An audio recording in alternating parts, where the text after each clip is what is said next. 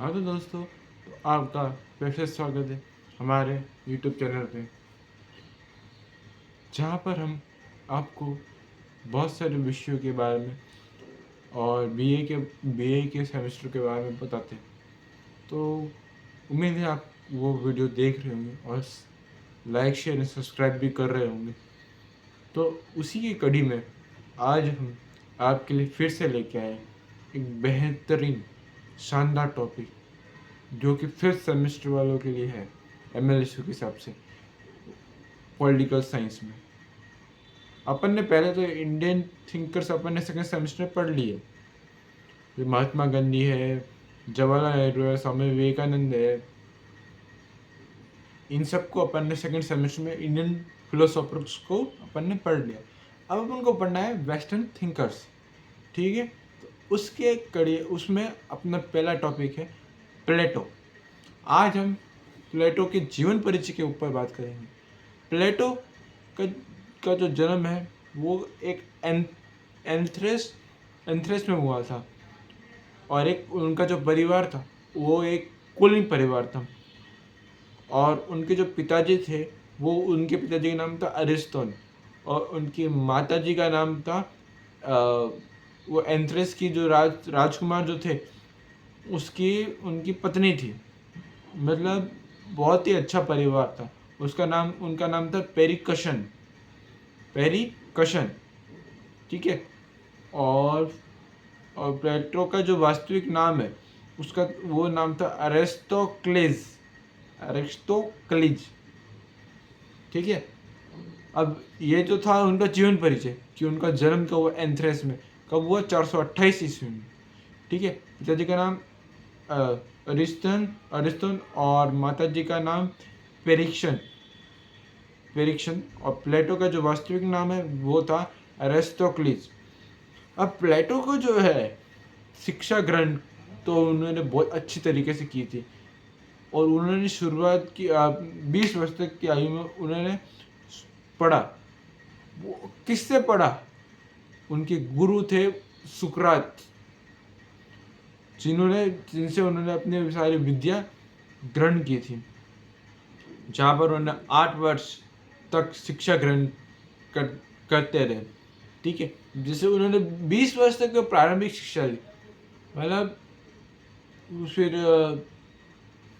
20 वर्ष तक शिक्षा ली, फिर 8 वर्ष जो था वो सुकरात के पास गए कि शिक्षा ली उन्होंने, क्या कैसा होना चाहिए, एक दार्शनिक का जो विचार होते हैं वो विचार उन्हें समझने के लिए वो सुकरात जी के पास गए। ऐसे करते करते वो हो गए 28 वर्ष के। 20 वर्ष तो उन्होंने पढ़ाई की, फिर 8 वर्ष और, यानी 28 वर्ष। 399 ईस्वी पूर्व इसके गुरु सुकरात को फांसी दी। फिर बाद में क्या हुआ, 399 ईस्वी में इनके जो गुरु हुआ करते थे सुकरात, उनको फांसी दे दी, क्योंकि वहाँ के जो राजा महाराजा थे उन्हें उनकी जो दार्शनिक व्यवस्था थी सही नहीं लगती थी, और इसलिए उन्हें सुकरात को फांसी पे चढ़ा दिया, जिससे प्लेटो के जीवन में बहुत उतार चढ़ाव आया। फिर उनका जीवन बहुत सा बदल गया। कुछ 2 फिलोसोफर है जिनका मानना है कि उनका जो बिहेवियर वो कब कब चेंज हुआ। पहला तो है फॉस्टर ने कहा प्लेटो के जीवन में मोड़ 399 ईस्वी पूर्व में हुआ, जब वह 28 वर्ष का था।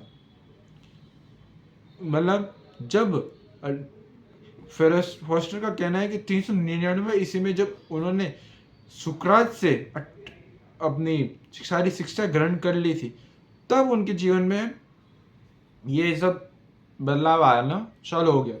लेकिन जो मैक्सी है उनका कहना है प्लेटो में सुकरात पुनः जीवित हो गया।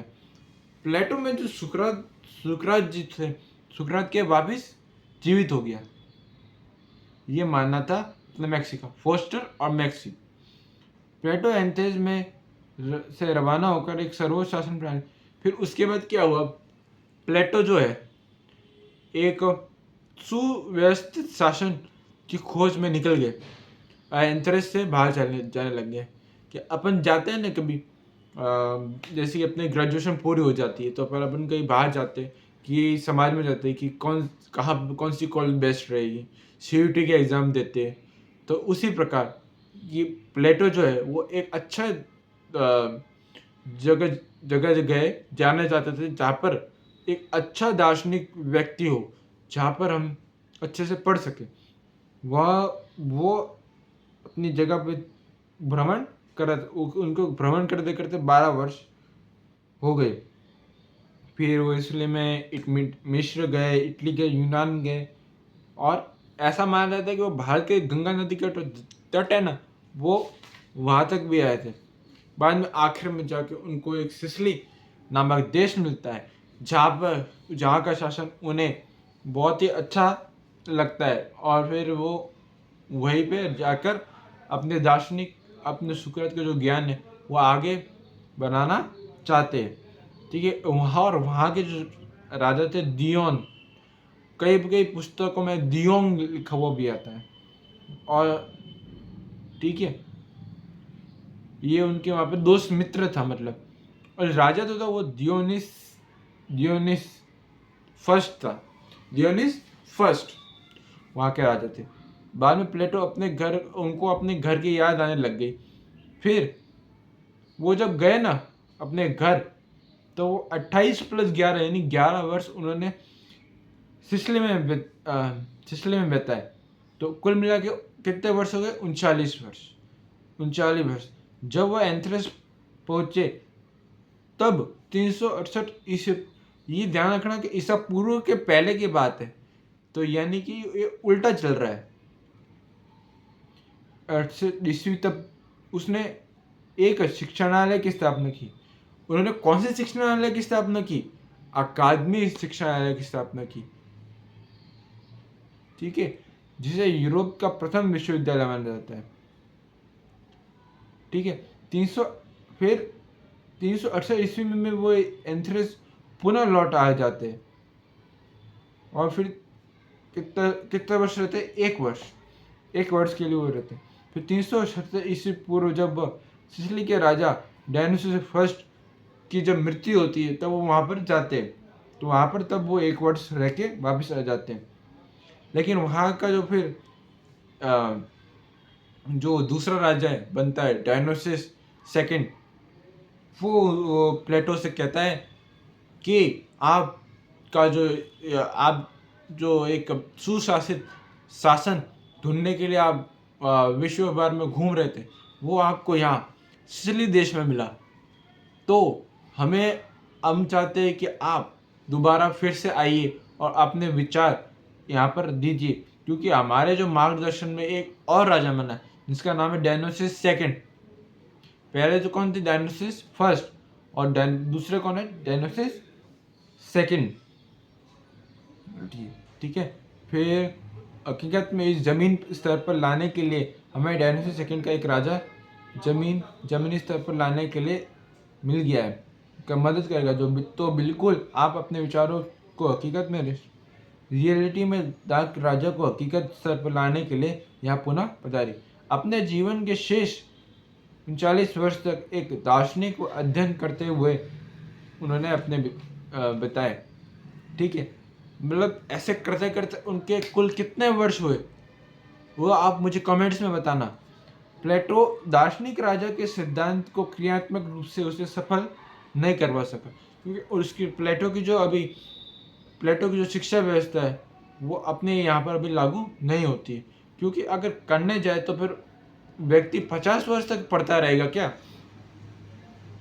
ऐसा थोड़ी होगा। 50-55 साल तक तो वो बुढ़ा हो जाएगा, क्या खाएगा, क्या कमाएगा? इसलिए ये व्यवस्था सही नहीं थी। उनकी मृत्यु के बाद उनकी यह कमान उनके होनर विद्यार्थी अरस्तु ने संभाली। उन्होंने भी इसकी आलोचना की। उनके अकादमी के बोर्ड पर लिखा हुआ था कि let no man ignorant of geometry enter, मतलब कि कोई भी व्यक्ति जो भी ज्योमेट्री यानी कि ज्योमेट्री के बारे में नहीं जानता है, ज्योमेट्री के बारे में नहीं जानता, उसके लिए यहाँ पर आना निषेध है। वो यहाँ पर नहीं आ सकते। वो वहाँ पर ज्योमेट्री को ज़्यादा विशेष ध्यान रहता है। और वहाँ पर क्या क्या पढ़ाया जाता है? राजनीति विज्ञान कानून, दर्शन शास्त्र और प्रमुख विषय थे गणित और ज्योमेट्री। गणित और ज्योमेट्री उधर उस पर ज़्यादा ध्यान दिया जाता था। तो आज के लिए बस इतना ही। आई होप कि आपको आज का वीडियो पसंद आया प्लेटो का। आज हमने उनके जीवन परिचय के बारे में बात करी, तो आगे हम उनके न्याय व्यवस्था के बारे में बात करेंगे। तो इसी के साथ हमारे साथ बने रहेगा। तब तक के लिए जय हिंद, जय भारत।